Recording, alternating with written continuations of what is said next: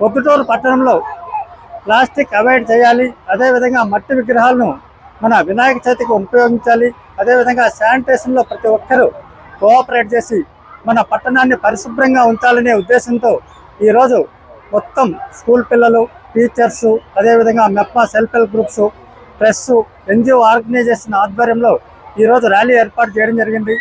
పట్టణ ప్రజలకు అందరికీ విజ్ఞప్తి చేస్తున్నాం, ప్రతి ఒక్కరూ కోఆపరేట్ చేసి మన శానిటేషన్ పర్పస్ కానీ పట్టణంలో ప్లాస్టిక్ అవాయిడ్ చేయాలని కోరుతున్నాం. అదేవిధంగా వినాయకుని నిమజ్జనానికి సంబంధించి ప్రతి ఒక్కరూ మట్టి విగ్రహాలను ఉపయోగించాలి, పిఓపి విగ్రహాలను ఎటువంటి పరిస్థితుల్లో ఉపయోగించడానికి వీలు లేదు.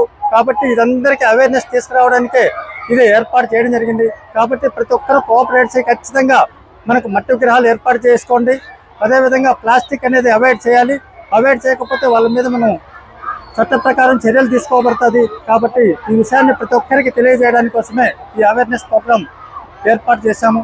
కాబట్టి ఈ ప్రోగ్రాంలో పార్టిసిపేట్ చేసిన అందరూ హెడ్ మాస్టర్స్కు, పీజీటీస్కి, స్కూల్ చిల్డ్రన్స్కు, సోషల్ వెల్ఫేర్ మన సెల్ఫ్ హెల్ప్ గ్రూప్ మహిళలకు అందరికీ హృదయపూర్వక నమస్కారాలు తెలియజేస్తున్నాను. Thank you.